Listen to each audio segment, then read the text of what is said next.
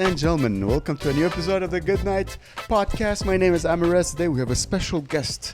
He's the first athlete that I have on the show. He is, okay, let's see here. Used to be an MMA fighter, you're a comedian, you're a commentator, you run a couple of companies. He is, and I say this very politely, a hustler, a man who knows how to work the system, how to make money. He used everything he learned choking people for a living and applied it to business. Person I respect his hustle very much. I think you're going to love him. Not only this, he is the most in shape human I have ever met in my life, to a point where I literally have a joke based on his body. You know the lines? That's literally inspired by seeing him shirtless once or twice. Ladies and gentlemen, a very funny Mr. James Mancini, everybody. James Mancini. Woo! Thanks for having me. Oh my God. It's about time I'm here, man. It's about time. Oh, it's about time, really. Yeah, I'm like, I don't know. I think I'm the last comic on the scene that you have on. So, you know. Anybody who asks, okay, come on in. Okay, sure. good. Not everybody who asks, but like anybody who I've had like an interesting conversation with, 100%. I think you're the only, aside from Pantelis does it well, but aside from Pantelis, and Pantelis had a head start over you for sure with the background and stuff. But aside from Pantelis, you're the only one that does a successful podcast, English podcast in Montreal and Quebec. I enjoy watching your clips. They're very funny. Brother. I think Gabe, shout out to Gabe too. I mean, I've used them as well. The guy's the king as far as like editing and stuff. So it's good, man, that you know you're doing it. We need people like you to do it. We need you to be the godfather of Montreal comedy. And so far I'm getting old. Well, so am I, man. The young gun, and now I'm the godfather. My God, I remember the first set I ever did. You were hosting, and I have the video of it. Really? Oh my God! You had a full head of hair and the same intro. Oh my God, Amer Rez, man, he's a king. But while I was waiting for you, I was watching like all these conspiracies on Charlie Kirk. Yeah. Have you been following it all? I have been not following the conspiracies. Oh my God! I saw the videos and it's horrifying. No, the video is crazy. Like, do you see the? Oh my God! Like, is it the kind of thing where you watch again and again? I watched it a couple of times. It reminds me too much of my childhood because I grew up during the Civil War. Okay, I thought your father, the way your father beat you up. No, seeing people who people Turmoil, in the politics getting murdered is. I used to see that a lot when I was young, and I'm just remind me. But do you think there's something behind it? Like, do you think it's a conspiracy, or do you think it was just one specific case where the guy just went crazy? You know, because now they're trying to put the narrative of like his boyfriend is a furry or not. They were saying like a furry at one point, and they were saying he's just a trans male or something, and it's because the trans community and the liberals, and is it the Republicans trying to spin it on the liberals? I don't know, man. I don't know. But all I know is that a guy died. That's, at the end of the day, a guy died. A guy died. That's a human being. Whether you're with him or against him, he got killed for his opinion. And that's not good. But where do you lean on the politics side? Like, where do you lean? Where do you feel like you're? I don't know. I'm a centrist, I would say. Yeah, me too. Yeah. I think centrist. Here's the thing. What is center? What does that? Listen, if it makes sense, I'm for it. Yeah. How about that? But you're not like, okay, so there's like really strong opinions on a few of them, like abortion. Yes. A few of them 100%. like guns. I think guns, if you don't have any mental illness, you should healthcare. be able to. I think healthcare should be free. Should be free, yeah. Yeah. I think gay people should be allowed to marry. I think if you have a penis, you shouldn't be able to change. Unless it's circumcised. That's just gross. Yes, if your penis is circumcised, then you can. Are you circumcised? Of course. You're of circumcised? Course I'm circumcised. You're not circumcised? You don't hear my joke? Oh, yeah. That's true. It's true. Have you ever thought about it? Yes, I did think about it, yes. Physical perfection is kind of your signature thing. Yeah, being 5'5", I'm sure I'm physically perfect, Amer. You are very short. I'll give you that. Yeah, but I tell you, here's the thing. That's the only thing I have over. Well, I remember I was like, I wish I was your height, but then, I would take your height and your stature. Yeah. Because I would go to the gym, I'd work out. And if you took my height and my build, you would just get fat. So. Here's the thing. No. As I said before, you were just born in the wrong century. Not century, but like let's say you were born in 1910. You would be a TV or cinema so superstar. Tall, right? But a lot of them are short. But here's the thing. You have classical features. You're a very handsome guy. Thank you. You've James told me Mancini. that before. For someone who's unequivocally straight. Mm-hmm. You've hit on me more times than anybody. Like when I went to Mykonos in Greece, and I got hit on more. I get hit on more with you than when I was in Greece. But Well, you're a very handsome guy. You know this. I remember you told me after a couple weeks of me doing comedy, you're like, "Why are you doing comedy? You're classically handsome." Yes. And I the one thing I will say, what do you feel about this? Yeah. Do you feel like there's some people that look funny? They just look funny. Yeah. So they have like, do you find those people have an advantage when they go on stage? 100%. Yeah. All their life, it was a disadvantage because girls don't want to get doggy So style. they have to be charismatic. They have to be. Yeah, but me too. When you're short, you have to be charismatic. Yeah, but, But- you're charming.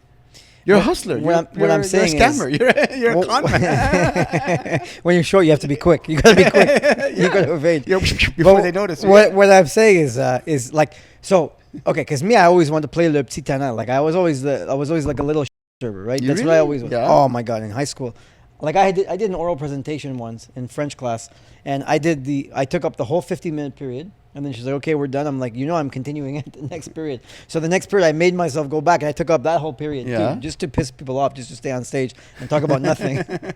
But I love to piss You people did crowd work during the class? Just the whole time. So what do you do? I'm a student in your class. Really? You were a petite no? Because I was kicked out of school. I got Really? expelled in high school, yeah. Because Why? But you were an athlete. How could yeah, you? but then like my file was just, I was kicked out every day. I was so hyper, I couldn't sit still. Yeah. And then it just got to a point where it was like, what are we going to do with them? We can't, we're going to put me in alternative school. And then I ended up not going to alternative school. I ended up going to another high school because my parents fought it because they're like, the alternative school is for like druggies and bad kids. That was But- before you discovered sports? No, I was in sports. You I were was in not a wrestler. sports? So the whole thing was I could go to another public school, but I had to restart the wrestling team. So that was it. But and I got kicked out of that school too. But I was so bad in class. Like Really? I couldn't shut up. Yeah, I could not shut up. So that's why, like comedy, like I always. Because wrestling, I've heard, is the most.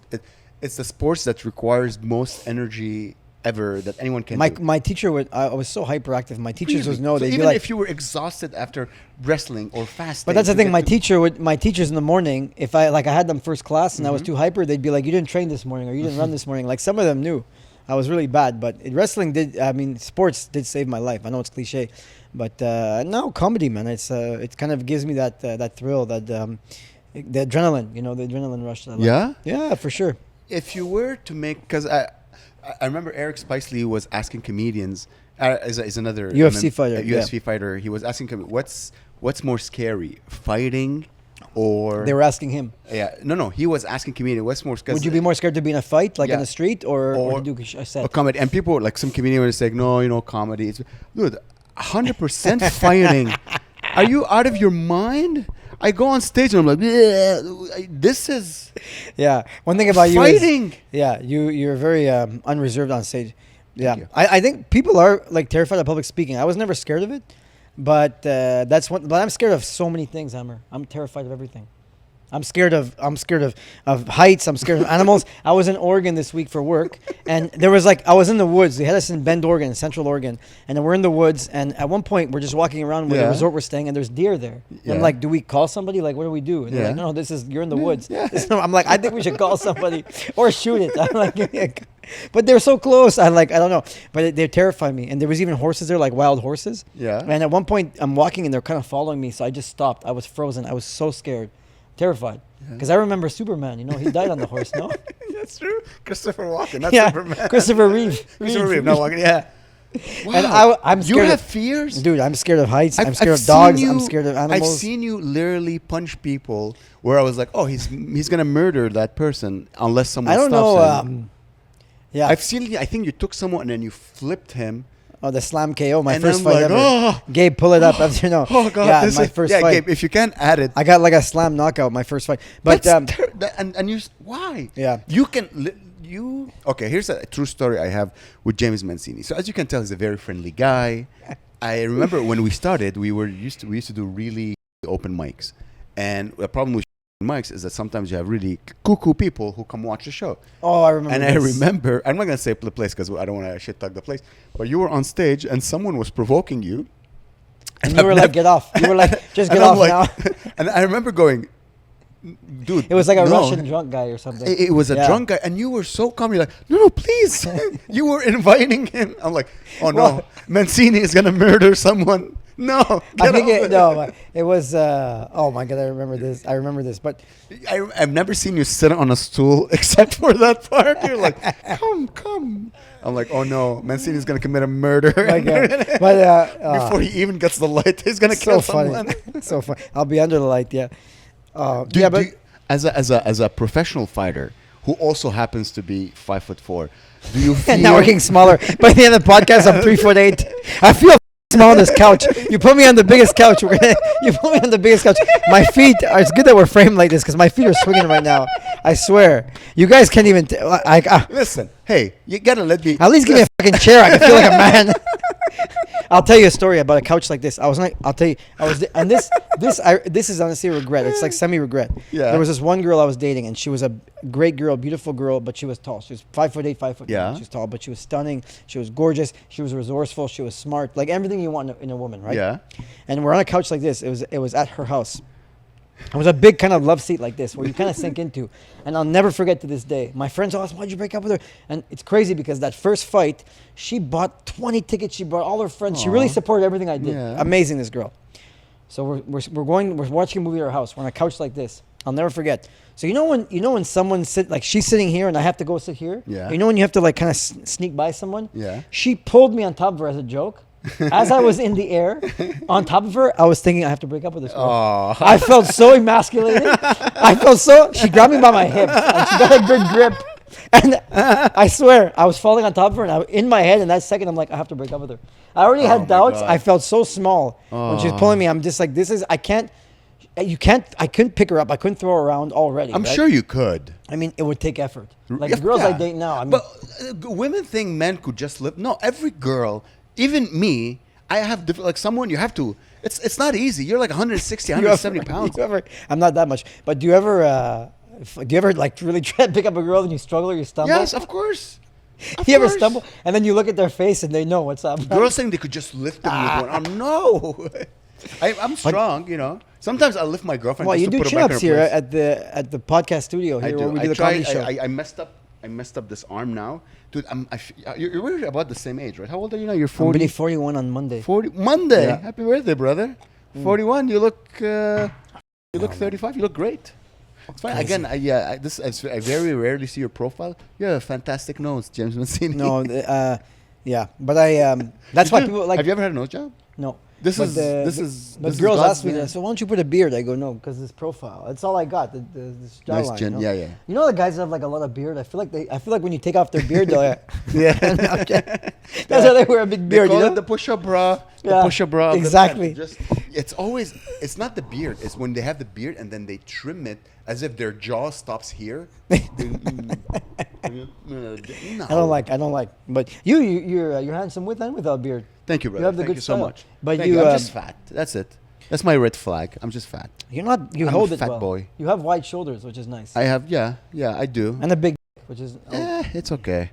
It keeps getting smaller and smaller the fatter I get. It sucks, man. Women don't understand that. Because here's the thing: when women gain weight, their get bigger, their asses get bigger, their standards Especially drop. now it's okay. Like they become perfect.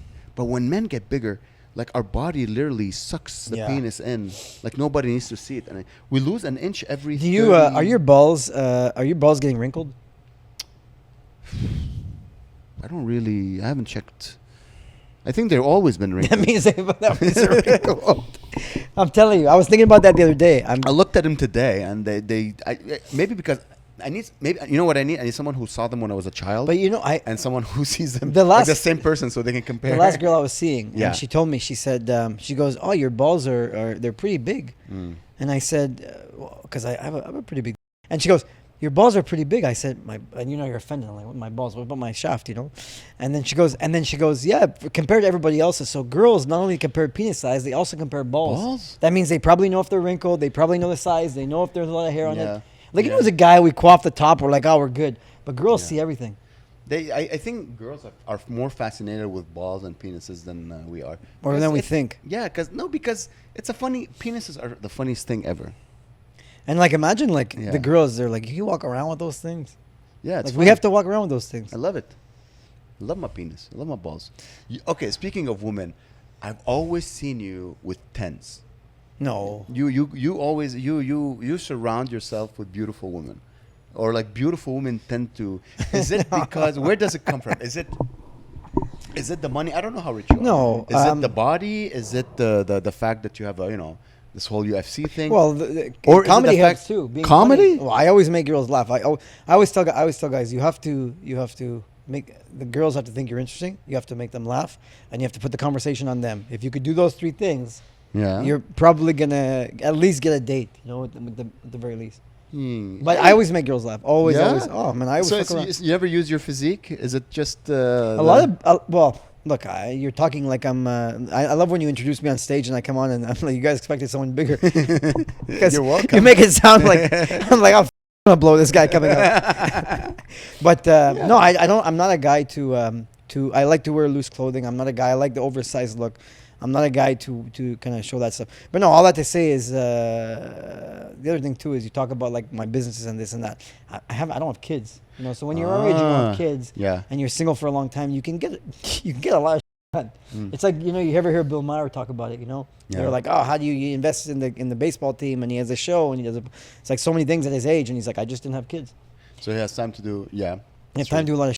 Think about it, like I'm if you're with a kid, bro, you work all day, you work hard. Do you want to have kids? Now I do. Yeah. I do, yeah. It's like recently. Ladies, if you want to have these genes multiply, slide in his DMs, be one of the... You want a couple of 4 foot tall... No, but what's with all these kids that are like surpassing their parents like tenfold? Of course. It's crazy. That's normal. No, but like by a lot. Like Barinder, yeah, his son is like already 6'1" or something, and he's like 15 years old. He multiplied probably with a giant lady. I need like an Amazonian bush. I need like a bush bitch, like someone who fucking comes out of the Amazon or an African who's like 6'6". Like what's that place? No, it's that place, South Sudan, where they're like 6'8", the women.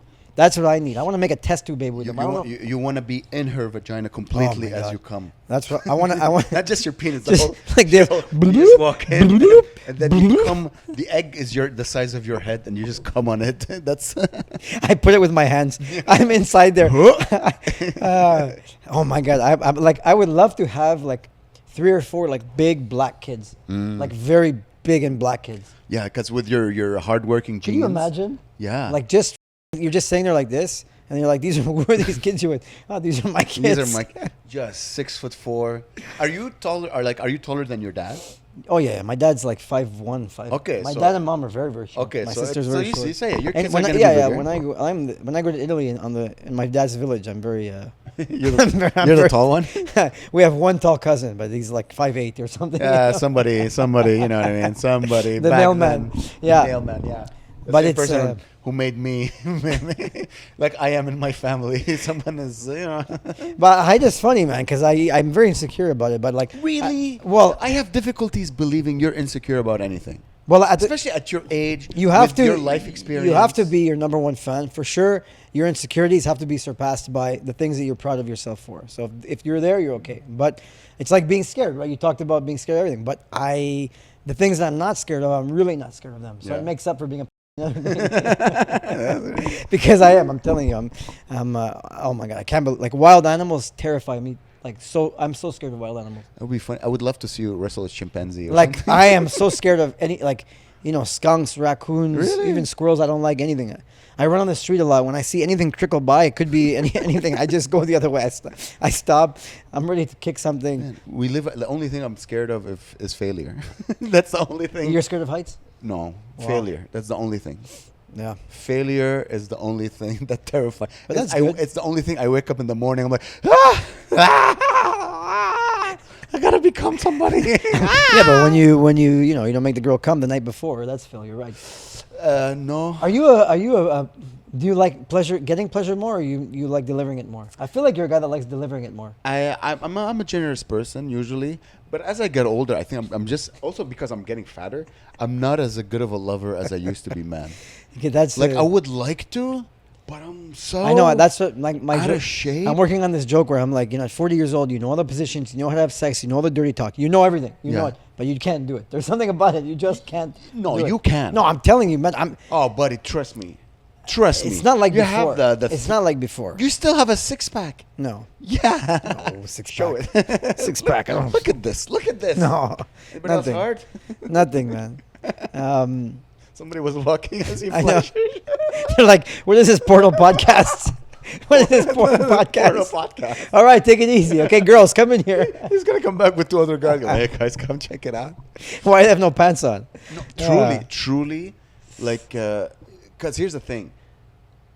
I'm realizing I don't have the stamina. I don't have. Yeah. It's just that when you get bigger, it's just hard to do certain positions as well. And then when you're going really hard and then you cramp up. Oh God, that's the worst.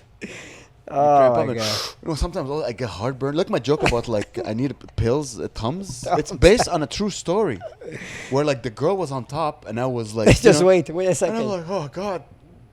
You know what else? Tums by the You know, I will tell you, when I turn 40, this situation happens a lot too, where I'll be eating with a girl, you're eating, and you know you're overeating, and you're like, I don't know if I should have sex after this. But you make a decision where the food is so good, but the sex is.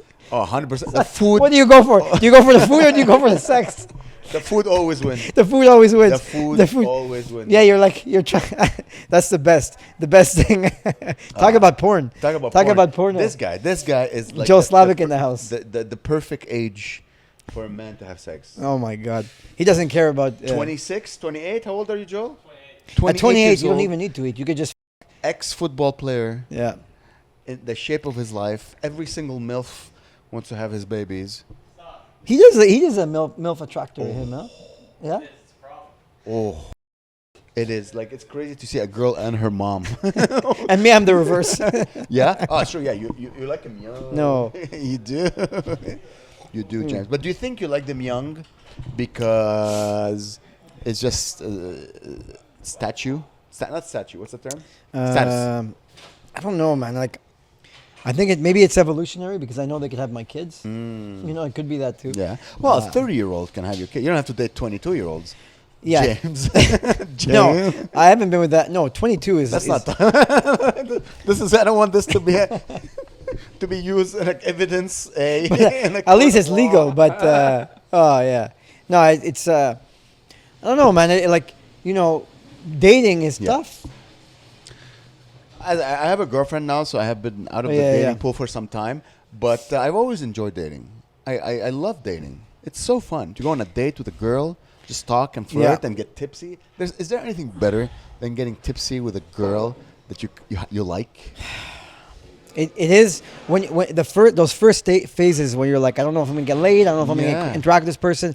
You got to put a lot of effort in too. Yeah, right? I like. That. You like that? Yeah, just talking, getting to know her. Flirting, little caresses, the eyes. Oh, do you include sexual innuendos right away, or do you wait? It depends on the girl. Yeah, I'm a dirty guy usually, and women who like me. So I guess I test the waters. You know, I test the waters. I feel like you have to like. The thing for me is, if I like a girl, like I went on a date with my girlfriend like on Sunday. Went to eat food, and I just enjoyed making her smile. And making her laugh. Is fun. It's my favorite thing. It is fun. I love it. Yeah. I love it. And she's like, oh, you can do that with everybody. I'm like, no, I like you. You know, it's... Look at you, slick guy. I know. I'm gay. Gay. I don't know. I found that you have to sexual innuendos quick to get out of the friend zone. Oh, yeah. Oh, for sure. Or else you're in the friend zone, you know? Here's the thing. If it's a date, that gives me permission to like... To be a creep. Yeah, 100%. I will. If you're wearing a tight dress, I'm like, you look great in that dress. What size are those? Motorboat? Yeah, 100%.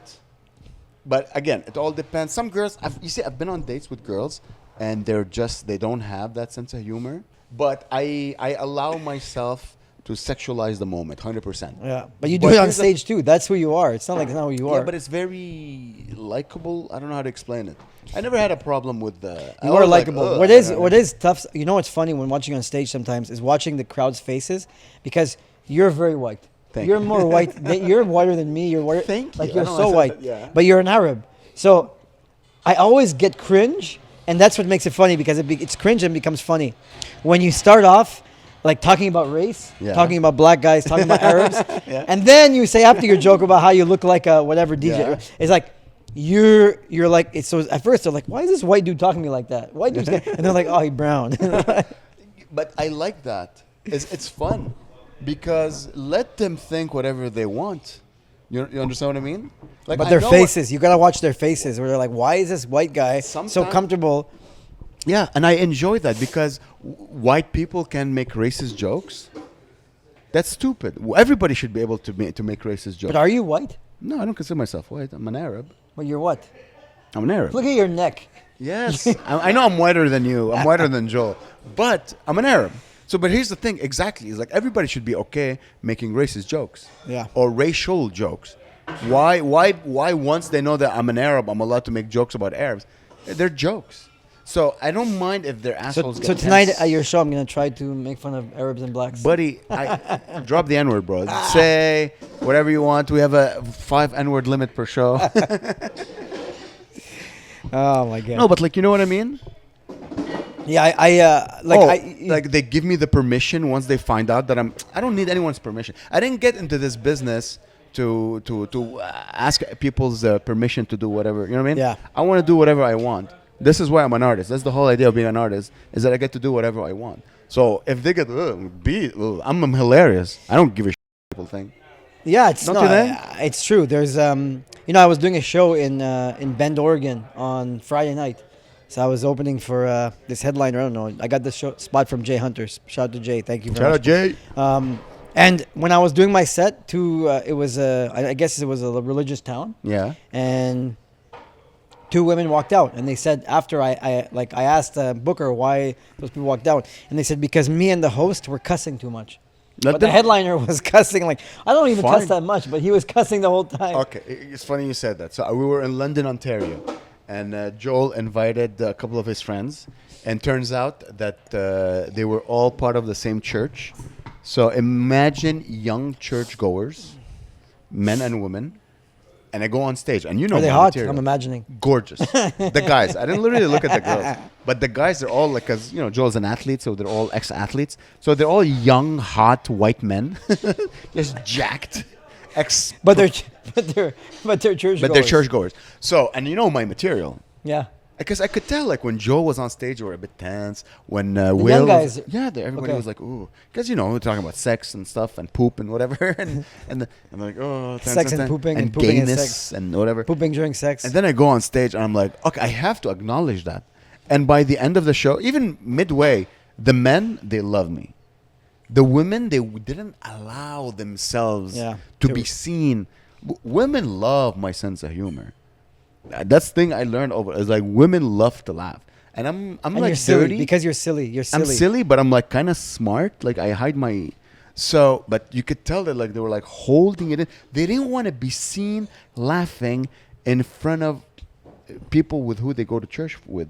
I'm like, what a sad life these people must lead. But the when guys you're on stage, you saw it. You could see of course. it. Yeah. There was a girl like I was doing my jacking off, and literally she was acting as if I was actually jacking off on stage. And just so you know, just to give you an idea how my brain works, I'm like, oh, I'm gonna continue for like 30 seconds. I'm like, and then I see her. She's like, oh, I'm like, this is metaphorical jizz, and she was reacting as if, and I continued. And then you did in real life, you took off your pants, started. And I'm like, I refuse. Here's also another great thing about when you do your own shows. I have a complete freedom. I can't get fired. No booker can go like, I don't like that joke. I don't like Start that with joke. this, end with this. I'm so free. And here's the thing, by being more free, I get to be funnier. So the show, at the end of the show, I was very happy. I sold the mug. Especially like when you're doing that much time. I made fans, yeah. Hey, Joel. Do you mind holding it if you don't mind? Just because. Thank you. And when you're doing that much time, they get to know you as well. Yeah. Like by the end, they know who you are. It's not like 5 minutes where you're like, I'm just guy. This is what I do. This is my family. This is my life. All right, see you later. Yeah. You have time to do what you want to do. So. Yeah, I did like 45 minutes. It was quite this weekend. The shows were insane. There was a show where I did mainly crowd work because the crowd was a bit rowdy, so I had to mainly do go crowd into work. them. Yeah. There was a show where I'm pretty sure there was a crackhead in the crowd. Well, you go to some of those places in Ontario, Kitchener, man. Waterloo, crackhead. I'm like, guy was. Are you driving to all these shows? Or you guys fly? Driving, just completely driving. Always driving. It's fun. I think I'm gonna try to organize Manitoba. Try to drive to Manitoba. Oh my god! So it's 24 hours. So I'm gonna try to do like 4 shows. You could probably do some spots on the way. Yeah. I don't want to do spots. Or shows. I want to headline. If I could do like Dude, headlining, I can't wait for you to start headlining. Yeah. Like to do like 45. You know, and shout out to Big Will, because I was talking about that the other day. Like, Big Will gives me headlining opportunities. That's great, You know, man. so it's like I've been in that position where I had to do a lot of time, where I Yeah. had to navigate a lot of crowd work and a big audience and navigate a show. I'm like, so It's fun. I'm I would love to see, because Big Will is mainly black people. yeah, but like, yeah, I know, and it's crazy when sometimes, sometimes he'll send me to a show, and it's like, he sent me to a show once. It was a corporate gig. He's like, you're gonna go after a magician. So I went after a Pakistani magician for a 70-year-old plus 70-year-olds, Southeast Asians, and I had to do, and it was like someone's retirement party, and I had to do comedy for them after a magician. So he puts me in some weird situations, but then there was the one show he put me in. I was like, you know, headlining for like 200 people, and 2 people dropped out, Elspeth and Vivid, because they had another show that day. So I had to find acts. So I ended up deciding I brought like Samson, and it was a crazy show, and Steve Levesque, and then me and Charles Dadlian. So we did like shotgun. So we did like, Charles goes 25. He introduces Samson. Samson does 10, introduces the mayor. The mayor does the intermission. Then they introduce Steve, and Steve introduces me. So it was like shotgun style. And I did 25, 30 minutes at the end. It was super fun. And I tell Samson, I go, Samson, just let them know there's an intermission, and just tell them they can order some food, you know? Of course, he can't remember anything because he's neurotic. So he finishes his set. He walks off. I go, Samson, tell them. He goes, oh, he walks back on stage and goes, chips and dip. And he walks off. But all that to say is, I've been in situations where I had to do so. I'm not making my own shows, but shout out to Big Will, because I've been in situations where you get to do as much time as you want. Even like now, we're doing high schools, and you know, I go to the high school, and there's not that many people, maybe 30, 40 people, but I get to do 30 minutes, and it's fun just to do all your material and let them get to know you and know who you are. So it is super fun. Deciding to headline changed, first of all, how I see comedy. It used to be like, okay, once I started headlining, I'm like, I need to turn this into a business. Because it's so much more fun, and B, you know what's happening now? Because I did a lot of shows in cities that are close to one another. I'll have someone who saw me, like for example, in Brockville, and they're like, now when they come in St. Catharines, they'll come exactly because they're close. I had someone who came to my show in Waterloo who saw me in Guelph, and he brought his friends. Yeah, that's I'm like, amazing. But that's what happens in the French scene in Quebec, you know, because you can do Jonquière and Joliette and all these towns, and then you could literally tour and do all these towns. And in Ontario, that's what it is on the English scene, you know, for sure. So it's good that you're taking advantage of it. I did last week. I did Calgary, Skiakyuks on Saturday. I did on Sunday. I did Akeem's spot, Underground Comedy. Have you done it yet in Vancouver? Oh my god, I haven't been to Vancouver. What a great club! Yeah. Oh my god, it was so fun. Perfect club. Downstairs, it's dark. Everybody's close to you. It's a real comedy room. It's, you know, there's no bar. It's just perfect club. But yeah, just. Man, when you're on the road, is like when you do shows outside, is just nobody knows you, and you don't have to worry about the back of the room that knows your jokes, and it's just. But even here, I stopped caring about that. You'll get there. You're still new. Yeah. You've been doing almost 4 years. Yeah, 4 years. Yeah. That's nothing. Yeah. That's nothing. I remember when I started I still have the video of you introducing me on stage when I went to. So I did a show. So I was like talking to Paul Boulouillet. We grew up together, and I was like, I could do comedy. So he's like, I'm having a show at my apartment. So I was at his apartment, and it was my first show ever. And I brought all my friends, so I got laughs because you're doing inside jokes, you know. And it was Pantelis, it was Mike Patterson, it was Bruno Lee, Paul Boulouillet, and me. So then Paul, that was a Friday. So Saturday, Paul brings me to Peroni to meet Sid. You were there, and I meet Sid, and Sid goes, look, I'll give you a Wednesday night at Villeray. Yeah. So the Monday, Paul goes, oh, I booked you Monday night at the Blue Dog Motel, which is another small mic where nobody's there. And I brought 4 people, and there's the only people that were in the place. So what's her name? Lucy's like, oh, you brought 4 people, you'll go last. So they stay, you know? So now I'm thinking, like, I'm a big, like, this is like, I killed at the apartment. Now I'm doing Blue Dog, but I'm performing, but there's nobody there. So then I'm like, okay, so the Wednesday show, I'm thinking there's going to be nobody there. I'm like, it's another open mic. I remember I opened the door to Bar Villeray. Yeah. 100 people. Yeah. I was not ready for that. I have the video. They didn't even, like, there wasn't one peep, not one laugh, not one chuckle. I had a callback at the end. I thought it was great. Maybe one person was like, huh. Like, nothing. And you're hosting, you're like, okay. So then I stopped. I stopped for an entire year. And then COVID happened. Really? And then I came back because Miriam Khan, I had met her somewhere, and then she was doing the Zoom shows. And I was like, that'd be fun. We have nothing else to do. And that's how I got back into it, because of Miriam. But, and Daniel Woodrow. But yeah, man, it was it like that your first, like, what was your first set like?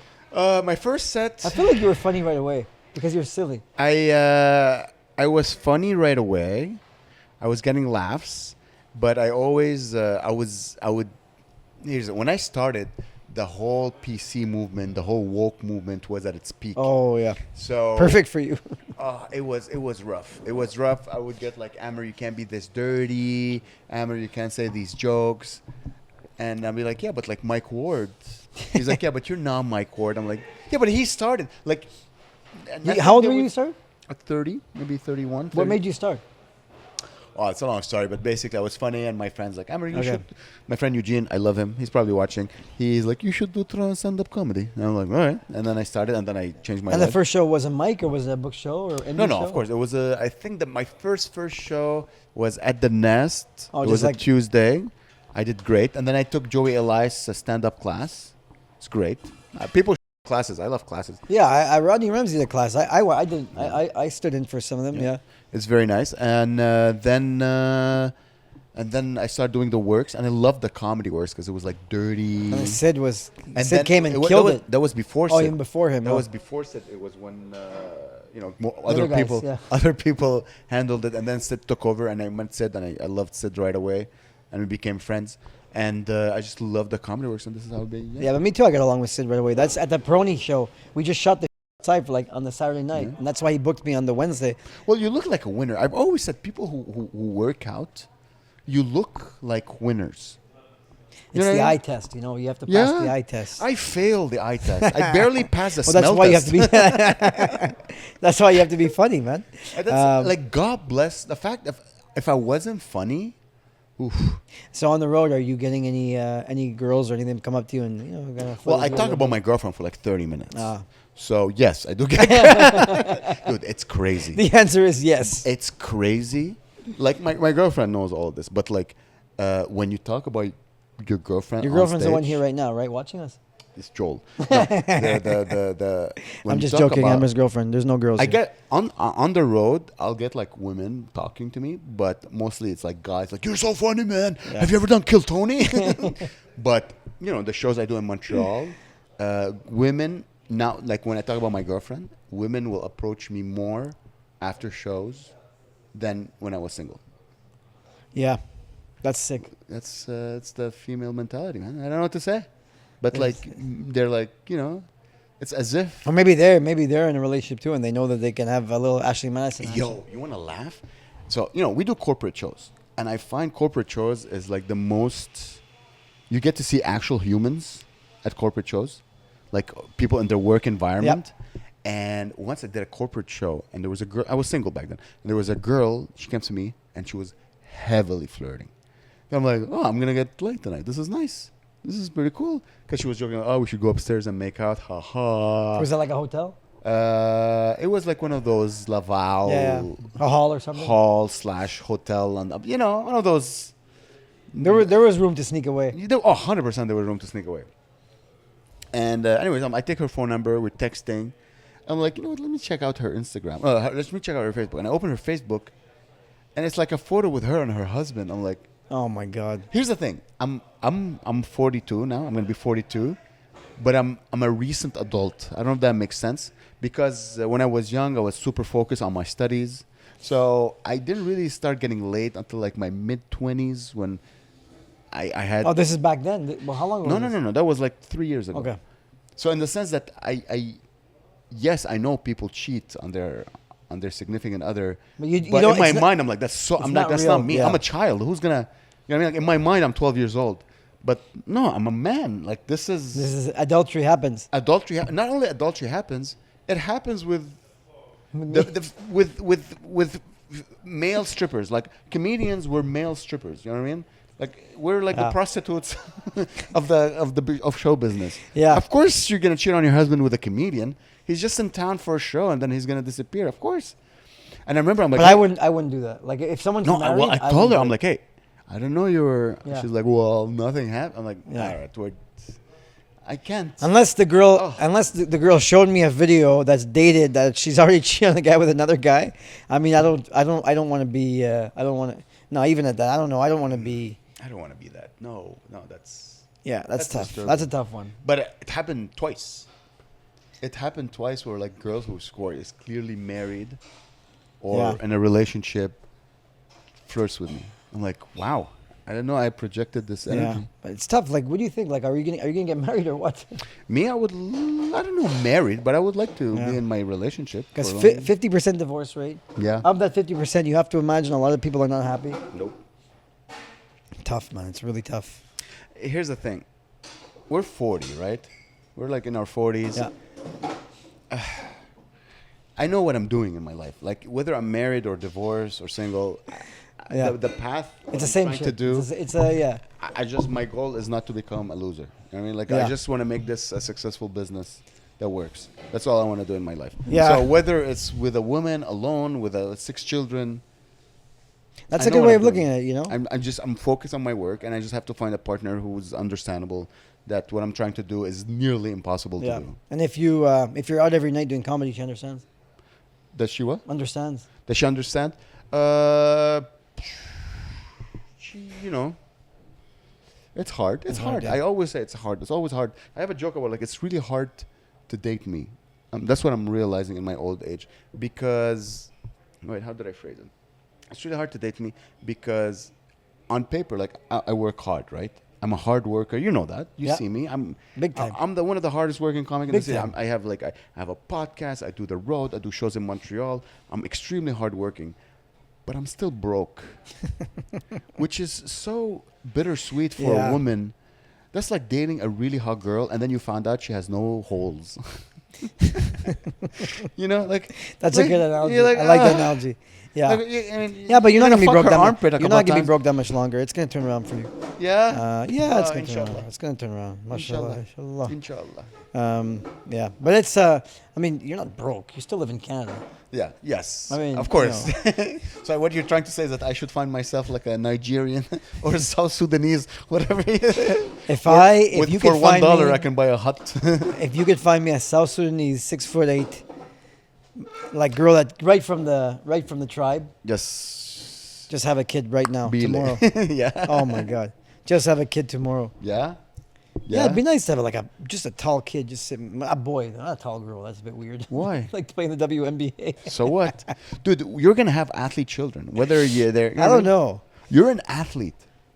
Yeah, I don't know if I want to have the athlete life is tough in Canada. It's not as rewarding as everything else. Like think about what you do. It's like being an athlete. Like you're on the road. You're doing this. You're practicing. I mean, if you just kept doing what you were doing with work, you would be rich by now. You'd be in the C-suite. You'd be a director or something. 10 You'd be a years president. ago, 10 years ago, more, 11 years ago, I was making $100,000 a year. Well, that's by That's now you'd be a 11 director. years. So Yeah, right now you'd I'd be, be making $250,000, $500,000, something like, or maybe I'd probably be running my own company, to be quite frank. You were doing what? Engineering. Yeah, aerospace.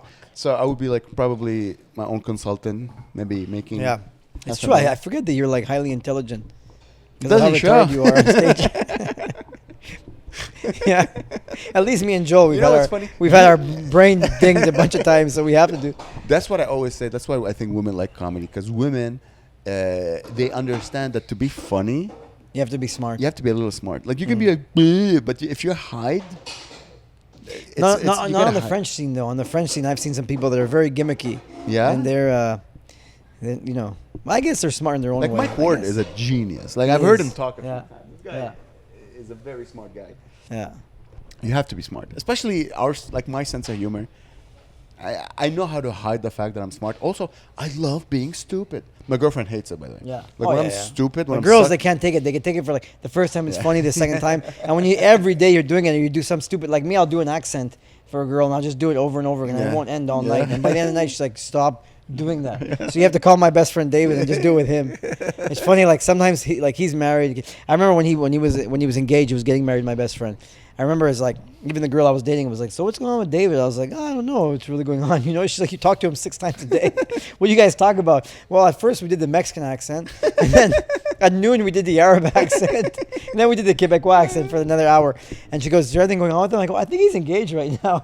Like it's so secondary. Like we don't even think about it. But yeah, like you could just if you have that with your friends, I guess you have that with Eugene, right? Yeah, you can just yeah. call him and talk.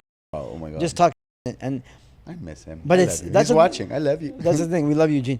But that's the thing is just having that outlier where you can just act stupid because Yeah. a woman can only take. I mean, any sane woman can't take you being as stupid as we are. Like, oh my God, me, I'll get hyper, I'll run around, I'll do flips, and then The level of stupidity that men achieve between each other. Oh my God, you can't. Is like, I'm sure Albert Einstein, like the fart jokes he must be doing among his friends. They're just, like, just.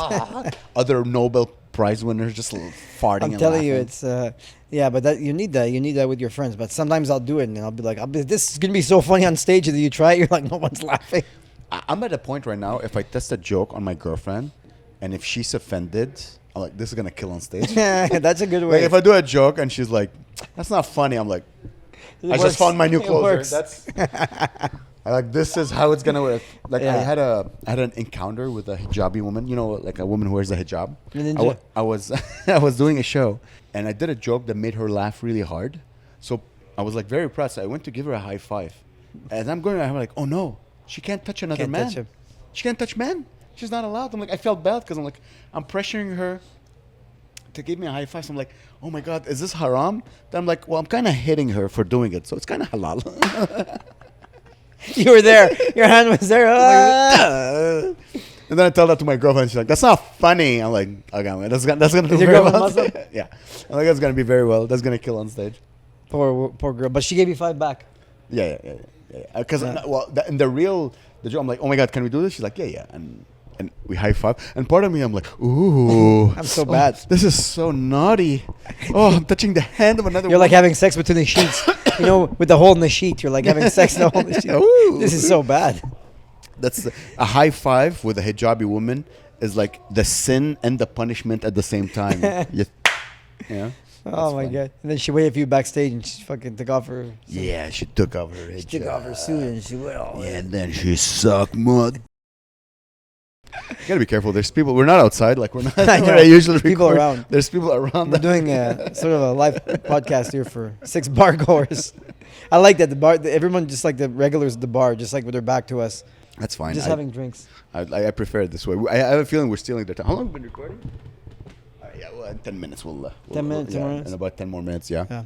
No, it's been fun, man. I wanted to ask you. So you had an actual UFC career. MMA career. Yeah, MMA career. You fought. You made a living fighting. You fought people professionally. Why are you doing comedy?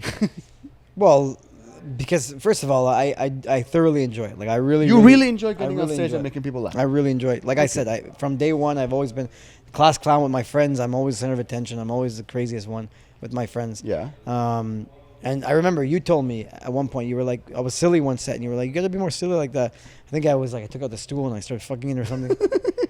Obviously you liked it, but everybody else is like, why is he doing that? Yeah, but I really do enjoy it. I really do like, it's helped me through so many different periods of my life, and I'm very self-aware. I know where I'm at in my comedy career. I know like the effort it takes to be successful. But as I said, like back to the Big Will thing, I was kind of alluding to that when I talked about being able to headline for Big Will. I'm having opportunities at the level that I'm at right now, so I'm still open micer, amateur, pro-am, get some pro spots. But I'm having some major opportunities to have some great experiences right now, right? So that's just very fulfilling for me. Now, I recognize, because I was there in sport, the work it's going to take to get to the level you're at and then beyond, right? You realize that the work it's going to take. It's an extreme amount of work. But when I reflect, I'm like, I'm really enjoying this journey when I'm on right now. You have to enjoy the journey. Yeah. But when I'm saying, people tell me, oh, you work so hard, you're at all the mics. But for me, I'm not really a writer per se. So I'm someone that thinks of an idea and I go to all these crazy open mics and I tell my idea on stage until maybe I have something. But I just enjoy it, man. I really do enjoy it. I really, really do. It is very fun. I have a question. Also, I wanted to ask you. You are one of the more handsomest men who does comedy. Does that affect... Because you said, oh, you're silly, I'm a class clown. You don't look silly. As I said, you look like Humphrey Bogart. You look like classical, handsome men of the 30s. You're extremely in shape. You have the ears. You show that you can defend yourself. And yet, yes, you say that I'm a class clown. Do you feel that like your great looks hinder your comedy? First of all, because I was always short... Yeah, we talked about already. You have to be extra charismatic when you're short, right? Yeah. So you have to impress people with jokes and your humor and this and that. So I always felt like insecure in that sense. But at the same token, I always appreciated guys that were handsome, but they can laugh at themselves. Example. Justin Timberlake. When he started doing movies, remember how silly he was in those movies? Yeah. And it's like, here's a guy who's so good looking, but then he's like, you could just, like him. He's very physical. Yeah, but those guys. Justin is very physical. Like Matthew McConaughey, like all these guys that are very, very good looking. But guess what? I'm not saying I am, but I'm saying those guys can really laugh at themselves. Yeah. And they could really, you could, and if you can do that, it shows people because one thing I got to do right away is I disarm the crowd by the height stuff right away. That's how I bring them in, because I'm like, hey, I'm self-deprecating, and then because I host a lot of shows too with Sid, I realized that like you have to win the crowd somehow. You can't, because I do like to go after people. I love to go after people, right? But it's the way you go after people. But yeah, it's just I self-deprecate, and then you could kind of play with the crowd a little bit, and you could have fun. Yeah.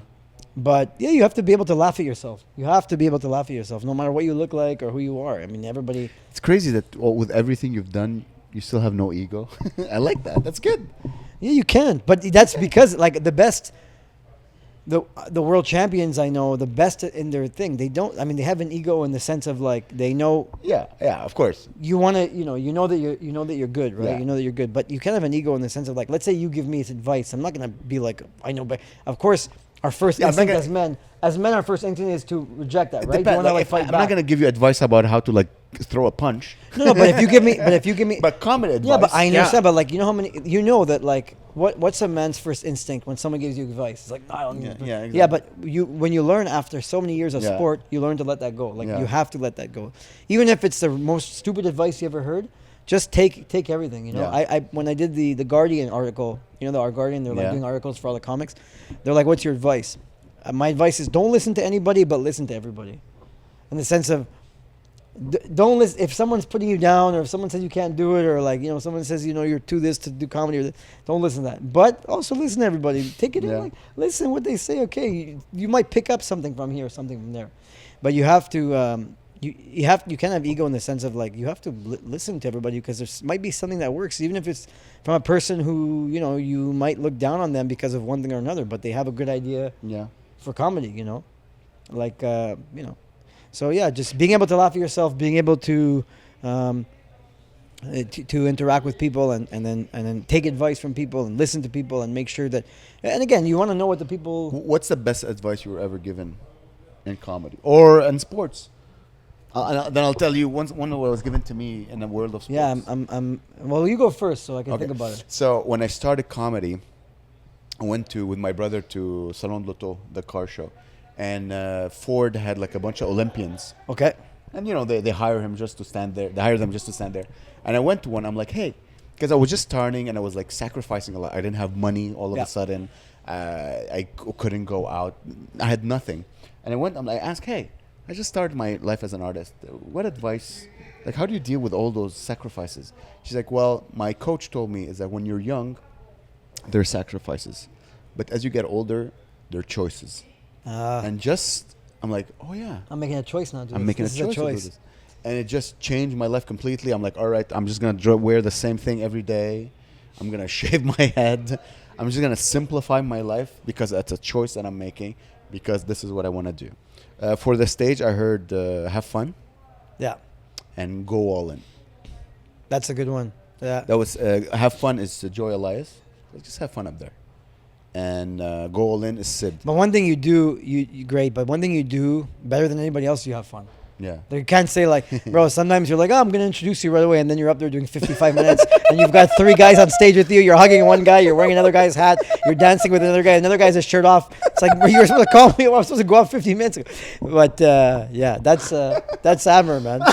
And then the way you pull me up on stage. I remember the last show I was here. You're like, okay, do I say the MMA fighter? I'm like, no, I don't do that anymore. Like, nobody needs to say that. I don't have that crutch anymore. Yeah. Where it's like, oh, you're expecting a big month. Like, now I don't do that anymore, right? Yeah. Because I go on the road. I don't want people to be like, oh, I have to talk to every host and make sure they say I'm an MMA fighter. Yeah. I don't do anymore. You're like, okay, I won't do anymore. You go up on stage. You're like, this next guy. You guys ever see anyone with their shirt off?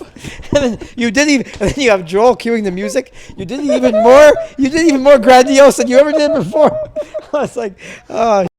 But you had a good set. Yeah. And you had fun. It's some. So when you used to do that at Melrose on Wednesday, and shout out to Melrose, I love that room. I learned so much there. But it's such a tough room. Yeah. So when you do it at Melrose, it wouldn't really do anything for me, to be honest. Okay. Anywhere else, it makes it so easy for me because you lob it up and then you give me all that segue to be like, I'm small, I'm not what you expected, I'm this and that. Yeah.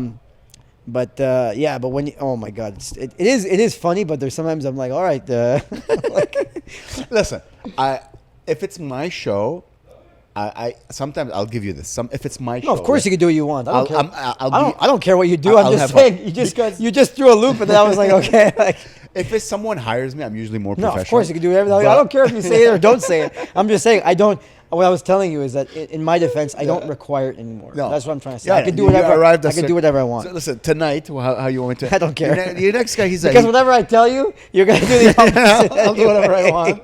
He's a normal guy. He's totally normal. But for the advice, the one thing that came to mind when you were speaking about that was what Sugar Sammy said to me once. I was at the Delhi Planet and I was talking to Sammy and trying to pick his brain, and I was having a bad run, like just bombing everywhere. And I thought, and I always had a bad run. I always have a bad run when things are going well, and then you're like, oh, Sid is gonna give me this, or I might get I might get this and that, and then you just start bombing because I guess you're thinking about it too much, And I remember I was talking to Sammy and I was like, I really think I'm gonna go to New York. And I got money. I work remote. I'm gonna rent a place. I'm gonna stay there for 3 months, and I'm gonna really get better. Sammy's like, if you suck here, you're gonna suck there. It's like, what are you talking about? He's like, you don't need to go there to get better. He's like, how many spots you do? I was like, I don't know, like eight a week. He's like, you're doing enough spots. Yeah. You have to just get better. And then I was like, oh, it's true. And then I remembered being an athlete. You always saw those fighters and those wrestlers who would change clubs.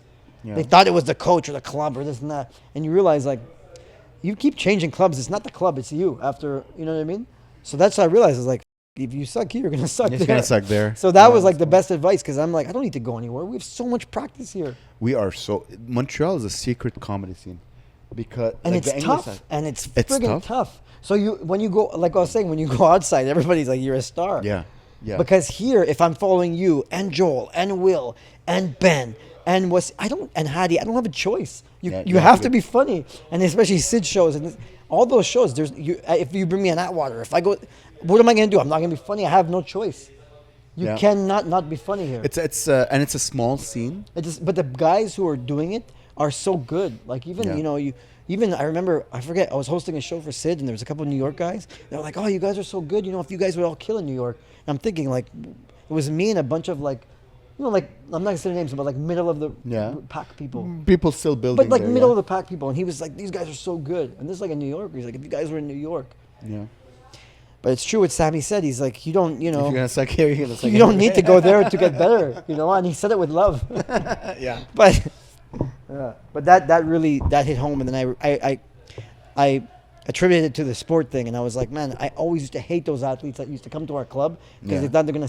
Again, we had an amazing coach. I had a Soviet coach, changed my life, the best coach ever. But they thought he was gonna like make them better. But it's like, if you suck somewhere else, there's work ethic. You're not doing the work. You're not putting time into it.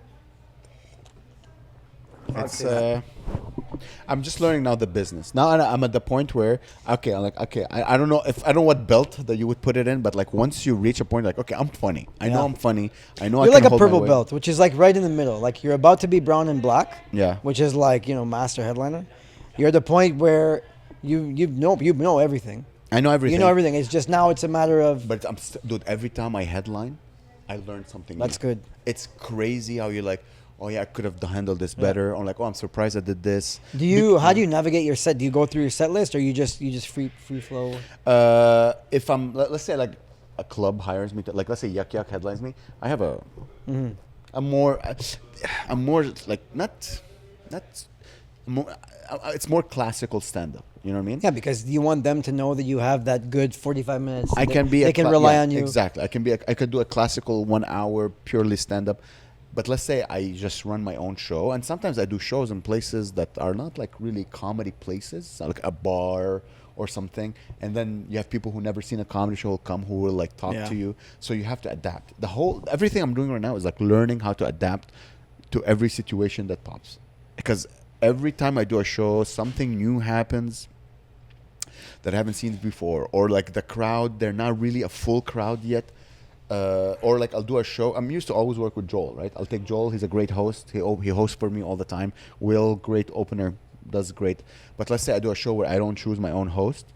Now I'm like, okay, well, let's say the host doesn't do a good job of bringing the crowd or together. they do a good job, or they sabotage you, or they do a joke that's similar to yours, or they do too much crowd work, or not enough. Yeah. Like for example, I did a show. I had like a middler who did crowd work, and I'm like, like, why are you doing that? You're a middler. Do your job is. Yeah, that's why when I went to Oregon, it was like, they gave me the guest spot. I was opening. There was a headliner, and I was like, just stick to material and get out. I didn't want to like, you don't want to go over their punches or talk about something they're going to talk about. Course, So now I'm learning to adapt. It's just being comfortable with discomfort. And any situation, you could just make it work. Any situation, try to make it happy. So it's a lot of fun.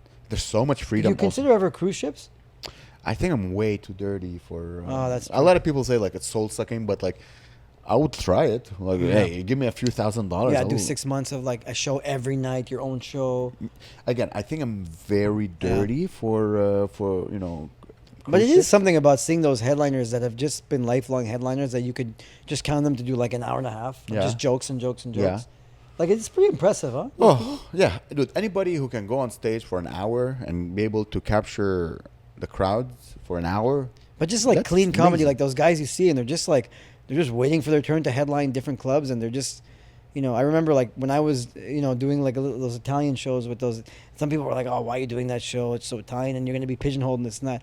And then you watch those guys, and you're like, they just have yes, it's Italian material, but they have like so much material, but man, it's fun. Anybody who tells you don't do a show, they can go themselves. Yeah, exactly. Dude, you should, if there's a kitchen with a chair and a table, they're like, hey, you want to do 10 minutes? You should do it. Yeah. There's no such thing. You do learn so much, man. Every time you go on stage, you learn so much. And trust me, when you start doing like 45 minutes 3-4 times a month, every time you go on stage, you're like, oh yeah, that was interesting. Like now, as I told you, I did a show. I did 45 minutes of, I swear to God, mainly crowd work. Yeah. You understand how crazy it must be fun to like put things together, callbacks, and my you got brain those guys was against so those tired. guys. And My brain was so tired at the end. I swear to God, I was so tired. Dude, on Saturday, that's another thing. Like on Saturday, I'm about to go on stage and I feel a little chill. I'm like, I'm sick. Like I have a cold. I'm sick. So I'm like, okay, I need to go on stage. I need to be fully on. I know I'm sick. So okay, what should I do? Okay, so I took like a ginger ale. I took a Coke. So I had like some sugar in my system. And for that hour, dude, I was on. Yeah, sometimes it's so little, right? Something so small. And I was on, and I was like, and I told you, I couldn't just do my material. You had like half the crowd were like Catholic churchgoers. Yeah, sometimes it was great show. Great show. But boy, oh boy. Yeah. Oh man. Like these were like, it's crazy. Like I don't want to say I like these shows more than classical. Just go on stage, because when you go on stage and it's just class, you do your jokes. Yeah, but it's like the famous, like the infamous Bill Burr in Philadelphia when he was making fun of everybody because the show got he was having the most fun being in the moment. It's I prefer you just be in the moment. To be in the moment. I'm not there yet where like I'm in the moment with my rehearsed material. You're not, no? Not as much as when you're literally in the moment and something happens and you make associations. That's just like when they're so witty. They're not only they have tags for what this guy's saying, but then they're calling back to somebody else. Like when you see like Sammy do that, for example. Yeah. Like he'll point that. He'll be like what stupid that, and then you're like, how are you so quick with him? And then how'd you relate that to that guy? Thousands of hours on stage, man. And I'm building slowly these hours. They say it takes 10,000 hours. I think I got my 10,000 hours of just doing spots. Now I'm building my 10,000 hours of like actual hour at a time. Yeah. But it's just so hard to headline, man. Just to, like, I want to do it at least, 2 weekends a month. Yeah. But I always said to this day, and I will give you this, for that year, in the last 2 years, all the Just for Laughs showcases. Yeah. Your set at Bordel. Yeah. Was the best one I've ever seen. Thank you, brother. Bro, that's 7 minutes. Yeah. I've never seen a 7 minutes like that. Like that was in a French club too, where all the people were French. Bro, that was. And they didn't choose me that year. That was crazy. That was insane because I watched all the JFLs. I must have seen every showcase, and I remember watching. I watching yours and I was like, Jesus Christ, like that's Amer being good. And I remember talking to Josh about it. I went back, I told him, and he's like, yeah, you just took all your material and you just 7 minutes, and there was no chinks in the armor. It was just tight. And I was like, Jesus Christ, I'd never seen him because I would see you so much at Melrose hosting and so much fluff because you have to, right? You're just hosting and but then when you was tight, I was like, Jesus Christ, man. I've heard that before where like that set, I remember Abby, she's like, Amer, that set was... Abby was there with, she's like, that was... No, that was magical. That was... But I realized... Did you film that set? I don't know. Dude, that set because I realized most people, especially in Montreal, at that time, I was hosting so much. So much. And I saw so much of you that like, it was like gems, you know, like, oh, that's so funny. Oh, Amer's so funny. And now you saw... And then when I saw it all together, I was just like, the whole time I was like, what the hell is going on? Like, this is crazy. And you and George Asili had a great set too, but not as good as yours, but George was... George is a powerhouse. And wait till you see him now. He's morphing. He's becoming... Yeah, he knows. I think becoming he knows. an adult. But he's going to have to do that if he wants to build his audience. He will. Because there's no way to be like that because you just won't get seen enough. That's the problem, right? Once you build your audience, you're fine. Yeah. But to build your audience, you're going to have to do some stupid Yeah, you know? yeah. He is, which is like clean stuff for him. No. What he needs to do, he needs to become famous. So he needs to be like. But that's what I mean. But to become George famous, you need like spots. you have a big following right now on Instagram because you made like your street interviews and you made sketches and all that. Yeah. He doesn't do any of that. Yeah. So he needs to start doing that. Like he needs to do that. Yeah. George Asili picking fruit in a market. It would be hilarious. Yeah. Like just. Yeah. That character doing anything. I mean, they're podcasting him a lot. He's being on a lot. Was he on your podcast? Yeah, he was. How was he as a podcast? It was fantastic. I didn't see that one. I made so many clips. I'm like, I can't release any of them. Like, I released a couple and they got 6 views. No, but like because the whole algorithm, he's talking about banging prostitutes. I'm like, oh god, like how much can I censor before the algorithm? It's just like beep beep beep beep beep beep Jews. Beep beep beep beep beep. Like I can't release any of them. But he's a magnificent person. It's funny. My girlfriend is like, I don't know why he says that. He's a handsome guy, but he's a bit disgusting. I'm like, that's George, baby. That's George. All right, Yalla, we need to start ready. People are showing up for the show. We have a big crowd tonight. Good. Yeah, it's gonna be a fun show. It's gonna be fun. Yeah. I'm gonna see how I'm gonna introduce you. Sex machine. No, he's a sex machine. Jeremias is a big black African. Ladies and gentlemen, this man, he's a 6'4" black African. All right, Habibi. Thank you so much, man. Thank you. Did you have fun? You guys. It was everything I dreamed of. That was great. Let's call this Gabe. Let's call it The Hustler. The Hustler with James Mancini. Thank you guys so much for listening. Follow James Mancini. James, what's your Instagram? Jamie Boom Boom Show. Jamie Boom Boom Show on Instagram. I think on YouTube as well. The Boom Boom Show on YouTube. The Boom Boom Show. He always interviews hot people on the streets. Well, we're doing less of that, but yeah, we're bringing something back. I've seen something. If you guys want to see like 6 packs and titties, follow this guy. Very funny. That's the name of my comedy album. Is going to be in 10 years, 6 packs and titties with Jamie Boom Boom. Titties with me. I've told you what the album. My album, Jizz and Juice. You're like gin and juice, sipping on jizz and juice. Laid back. All right, guys. Thank you so much for listening. Tell your friends, subscribe, the whole shebang. And as usual, I love you all. I love you, Gabe. I love you, Gene. Bye, everybody. Bye.